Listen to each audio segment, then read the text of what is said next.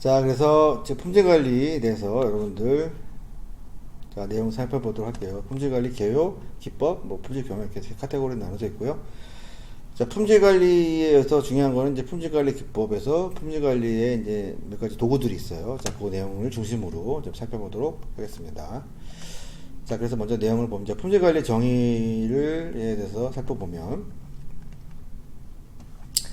자, 품질 관리는 뭐 이제 굳이 뭐 건설공사뿐만 아니라 건설공사에서 이제 품질 관리를 보면, 자, 설계도서의 어떤 명기한 어떤 그런 결과물이 있을 거예요. 그 내용들을 충분히 만족시킬 수 있도록 관리하는 겁니다. 어떻게 보면은 그 원하는 그런 요구 조건을 만족시키도록 우리 관리하는 것이 이제 품질 관리라고 볼 수 있죠. 그래서 이제 관리 대상으로는 뭐 기계 장비, 재료 자금 공법 뭐 이런 것들이 있고, 자, 품질 관리를 위한 뭐 사이클이 있어요. 그래서 사이클을 우리가 이제 PDCA 사이클이라고 또 얘기하는데, 우선 계획을 합니다. 계획을 하고, 계획을 했으면 실시를 해야겠죠.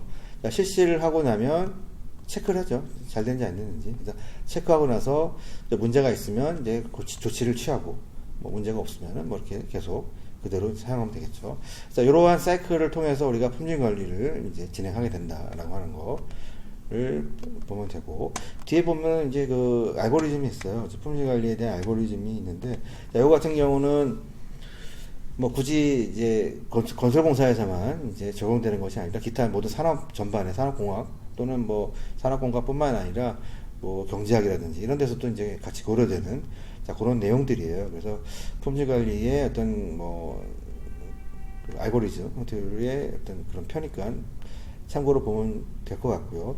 여기서 이제 하나 보면 우리가 이제 작업 표준이라든가 이런 것들을 만들어 놓게 되죠. 건축공사에서는 주로 작업 표준을 해야 한다는 것이 뭐 시방서라고 보면 될 것 같아요. 자, 그런 것들을 우리가 당연히 숙지를 하고 거기에서 그 기준으로 작업을 실시하게 돼서 결과가 나왔고 나서 품질 검사를 진행을 하게 되죠. 그래서 품질 검사를 진행해서 문제가 있으면은 그냥 진행하면 되지만, 없다고 한다면 계속 조치를 취해서 다시 이게 문제가 뭔지, 원인이 뭔지를 계속 파악해가지고 피드백하는 그런 절차를 갖게 되는 겁니다. 자, 여기 이제 품질관리 절차의 어떤 그런 흐름이라고 보면 될 것 같고요. 자, 그 다음에 뒤에 나와 있는 이제 품질관리의 7가지 도구들이 있습니다. 자, 여기 보면 뭐 체크시트, 히스토그램, 파레토도, 특성, 요인도, 산점도, 층별 관리도, 그래서 총 7가지로 나와 있는데, 자, 이 내용들은 뭐 유독 무슨 우리가 뭐 건설공사에서만 적용되는 것이 아니라 일반 산업공학 전반에 걸쳐서 적용되는 품질 관리에 해당되는 그런 내용들이니까, 뭐 그런 게 조금 뭐 전반에 걸쳐서 공통적으로 쓰는 그런 내용들이라는 거를 한번 여러분들이 생각하고 그런 관점에서 보면 될 것 같아요. 자, 기본적으로 먼저 이제 체크시트가 있죠. 그래서 체크시트 같은 경우는 자, 집중도를 파악한다 되어 있는데, 자, 그 내용을 보면, 자, 체크한 거예요. 시트 형태로 체크하는 거죠. 뒤에 보면 이제 체크시트, 여기에 그 일반적 체크시트에 하나 사례가 있다고 본다면, 뭐 시간대별로 뭐 시간대로 나눠놨고, 또 뭐 들뜸, 찍힘, 하자의 형태별로 나눠놨어요. 그래서 뭐 시간대별로 어떤 하자들이 많이 발생되는지 라고 하는 거, 어떤 하자가 많이 발생되는지, 또는 어떤 시간대에 많이 발생되는지, 얼마 시간대 관계없이 발생되더라, 이런 것들을 이런 시트 형태로, 우리 시트라고 하죠. 우리 엑셀 같은 거 할 때 시트 하잖아요. 시트 형태로 이제 보는 거가 체크 시트인 거예요. 그래서 어떻게 보면 자료를 수집하는 거죠. 자, 우리가 뭐 뒤에 나와 있는 히스토그램이라든지 또 파레토도라든지 이런 것들이 다 원칙적으로는 이 체크 시트를 기반으로 이제 나오는 거죠.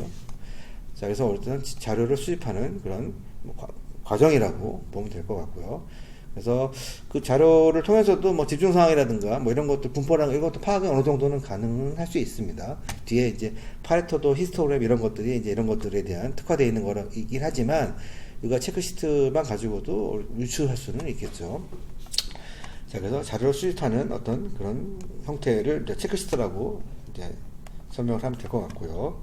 자, 뒤에 나와 있는 게 히스토그램이죠. 우리가 히스토그램을 하면은, 일반적인 우리 그 도수 분포도예요. 그래서 우리가 분포도라고 보통 하는데, 우리가 막대 그래프부터 얘기하잖아요. 우리 많이 쓰죠. 뭐 선거할 때도 많이 쓰고, 뭐 여러 가지 데이터 같은 걸 갖다가 이런 뭐 시트 형태를 기반으로 해서 알기 쉽게 이렇게 막대 그래프 형태로 이제 보이게 되는데, 이거를 그냥 우리는 히스토그램이라고 보면 된다라고 하는 거. 분포도. 히스토그램을 통해서 어디에 분포되고 있는지를 좀 쉽게 파악을 할 수가 있겠죠. 그래서 그 내용을 보면 수입된 데이터를 대상으로 몇 개의 뭐 구간에 발생 도수를 작성한 후 도형화, 어떻게 막대 그래프로 도형화한 거를 도수 분포표라고 하고, 이걸 히스토그램이라고 한다는 거. 그래서 이제 어디에 분포되고 있는지, 뭐 산포되고 있는지, 뭐 이런 것들에 대해서 우리가 확인할 수 있게 된 거죠. 그래서 요 분포표, 도수 분포, 요 지금 히스토그램을 보면, 그래서 하자가 가장 없는 게 보니까 하자가 없는 게 많다라고 하는 거를 볼 수 있고, 전반적으로 하자가 거시 강화물의 결합물을 봤을 때 하자가 많은 것들이, 종합적으로 많은 것들은 없다라고 하는 걸 우리가 이제 요거를 통해서 알 수가 있는 거죠. 그래서 분포 상태를 확인할 수가 있다. 히스토그램. 쉽게 막대 그래프 분포도라고 히스토그램이라고 보면 될 것 같아요. 막대 그래프가 아니라 하더라도 약간 뭐 이렇게 선형으로 되어 있는 것들도 다 히스토그램이라고 보면 되죠. 자, 뒤에 나와 있는 거를 보면 이제 파레토도라고 되어 있는데, 자, 파레토도는 뭐 같은 개념이긴 한데 히스토그램이랑, 자, 이거는 순서대로 정리한 겁니다. 지금 뭐 굳이 얘기하면 막대 그래프 같은 것들을 순서대로. 그래서 여러 가지 유형들이 있는 거죠. 뭐 분량품도 있고 결점도 있고 뭐 사고 여러 가지 있는데, 자, 그런 것들을 자, 많은 순서대로 여러 가지 개수라든가 뭐 손실 금액 이런 것을 많은 순서대로 막대 그래프로 나타낸 거죠. 자, 요거는 훨씬 더 히스토그램이 단순하게 분포 상태를 파악하는 거 한다면, 자, 파레토도는 이걸 순서대로 정리했기 때문에, 자, 어디에 집중적으로 할지가 이제 눈에 딱 보이는 거죠. 그래서 예를 들면은 이제 관리의 우선순위를 결정할 때가 좀 좋은 거죠. 그래서 우리가 8스테이지 법칙 뭐 이렇게 얘기하는데, 우리가 이제 뭐 현장에서도 뭐 사고 발생 유형도 그렇고 또 불량품 발생도 그렇고 80%는 평온한 상태를 유지합니다. 근데 좀 문제가 있는 거는 20%의 문제가 있고, 또 그것보다 더 작은 뭐 2% 안에서의 아주 좀 심각한 문제들이 발생을 한단 말이에요. 그러면은 우리는 관리할 때 80을 관리할 거냐? 아니라는 거죠. 우리가 문제가 발생할 수 있는 확률이 있는 20% 또는 2% 이런 거에다가 집중 관리하는 게 어떻게 보면 효과적인 관리가 되겠죠. 그래서 관리의 우선순위를 결정할 때 쓰는 게 파레토도. 그래서 문제가 되거나 뭐 그런 되는 것에 그거를 순서대로 정리를 해서 우선순위를 보는 거죠. 그러니까 예를 들면 지금 우리 구치공사라고에 대한 조사 결과가 나와 있는데, 자, 구치공사라고 하는 건 이제 골조공사를 얘기하는 거예요. 거푸집 찐 다음에 콘크리트 타설하는 거, 그걸 구치공사라고 보통 얘기하는데, 구치공사. 자, 보니까 구치공사에서 가장 문제가 되는 게 20개, 10개. 기둥 충전 불량, 그 다음에 벽체 충전 불량이 조금 문제가 있는 것 같아요. 뭐 누적을 해도 그렇고. 그래서 보니까 그죠? 자, 이게 무슨 얘기냐면, 콘크리트를 타설할 때 주로 벽이라든가 기둥 같은 경우는 길게 위에서 아래로 높여서 타설하는 거잖아요. 그러니까 타설할 때 보면은 이제 뭐 여러 가지 구석구석 들어가지 않는, 콘크리트가 구석구석 좀 들어가지 않는 경우도 있고, 또 제로 분리가 있어가지고 이제 곰보 현상이 난다든지 이런 현상들이 있을 수 있겠죠. 그래서 충전 불량 같은 것들이 주된 문제 불량 발생 원인이다라고 하는 거를 자, 파악을 하고, 그래서 기둥 충전 불량이 문제가 있고, 그 다음에 이제 벽 충전, 그 다음에 콜드 조인트 순인데, 콜드 조인트 같은 경우는 우리 콘크리트 이어치기 할 때 생기는 그런 조인트예요. 이어치기 할 때 한 번에 쳐야 되는데 한 번에 치지 못할 때 생기는 예기치 못한 그런 조인트를 얘기하는데, 그걸 콜드 조인트라고 하는데, 자, 그렇다고 한다면 우리는 기둥이랑 벽체에 콘크리트를 타설할 때 조금 더 집중적으로 또 관리를 해야겠다는 거죠. 그거를 요 시스템인 걸 보고 그걸 파악을 할 수 있는 거죠. 그래서 관리의 우선순위를 결정할 때 파레토도를 활용한다라고 하는 거. 자, 다음 뒤에 보면 이제 특성 요인도가 있죠. 자, 특성 요인도는 지금까지 뒤에 나와 있는 뭐 체크리스트라든지 히스토그램이라든지 파레토도라 이런 것들은 어떤 분포라든가 산포라든가 뭐 우선순위를 둔다라든가 하는 것은 알 수 있지만, 근데 실제로 원인을 알 수 없다는 거죠. 뭐 원인 알 수 없다기보다도 원인 자체는 그 표를 보고 알 수 없다는 거죠. 그러니까 예를 들면 뭐 콘크리트 타설할 때 아까 했던 뭐 벽체라든가 기둥에 좀 불량이 발생하는 건 알겠는데, 그럼 그게 왜 발생하느냐 라고 하는 건 모르잖아요. 거기 그거 표를 보고 알 수 없잖아요.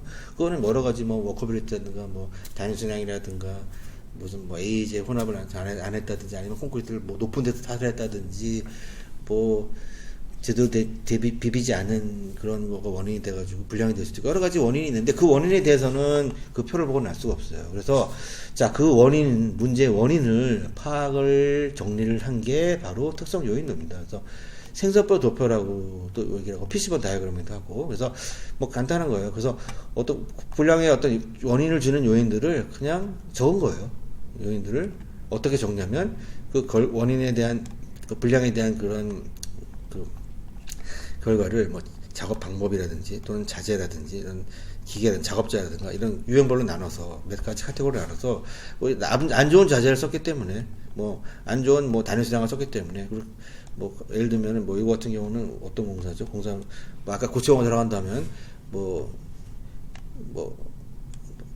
레미콘 기계가 뭐 안 좋다든지, 비비는 기계가 안 좋다든지, 또는 뭐 작업자가 미숙련 작업자라고 하든지, 또는 현장에 작업하는 게 문제가 있었다든지, 이런 것들을 다 요 몇 가지 카테고리를 나눠놓고 그 안에서의 구체적인 내용들을 이렇게 생성법 모양으로 다 적어놓은 겁니다. 그래서 그 요인들을 하나의 뭐 체크리스트 마냥 다 이렇게 적어놓은 거. 그래서 그 원인을 좀 쉽게 파악할 수 있는, 그 원인이 뭔지를 쉽게 파악할 수 있는 그런 품질 관리 도구가 특성 요인도다라고 하는 거.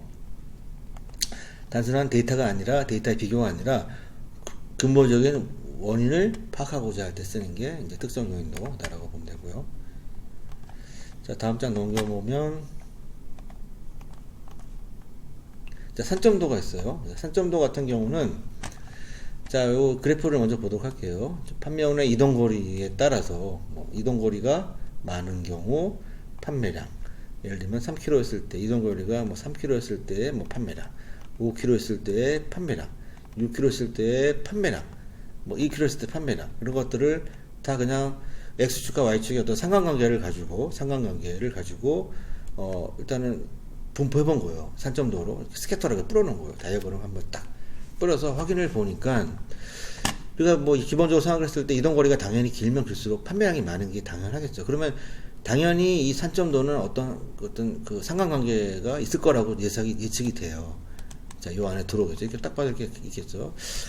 자, 그래서 산점도라고 하는 거는 그건 어떤 그 X, Y축의 어떤 그런 그 결과들, 그런 그 상관관계가 있는 그런 데이터들을 하나의 어떤 산포 형태로 해서 뿌려서 그 상관관계를 파악하고자 할 때. 그래서 아까 단순히 뭐 특성 요인도 같은 경우는 우리가 원인은 알 수 있지만 그 원인에 대한 상관관계까지는 알 수가 없는 거예요. 원인은 알지만 그 원인이 어떤 원인이 있을 때 되는지의 상관관계를 알 수가 없겠죠. 그러니까 뭐 특성 요인도에 조금 상관관계까지 알 수 있는 그런 거를 보완하는 데에는 산점도가 좀 필요할 수 있겠죠.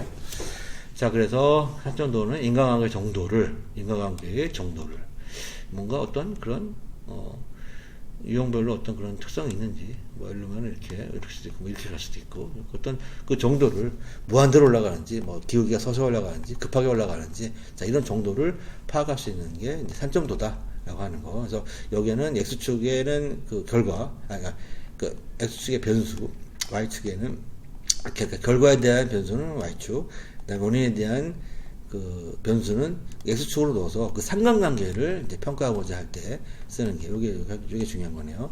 여기는 지금 헷갈려요. 특성 요인도에는 상관관계가 고려되지 않는다라고 하는 거고, 산점도는 상관관계를 높이 평가하는 거다라고 하는 게 키 포인트가 되겠죠. 자, 그리고 다음 장 넘어가면 층별 있네요. 자, 층별은 몇 가지 이렇게 카테고리를 나눈 겁니다. 층별 같은 경우는 어떤 카테고리라고 하죠. 범주로 집단으로 한번 나눠서 비교 분류해 보는 거예요.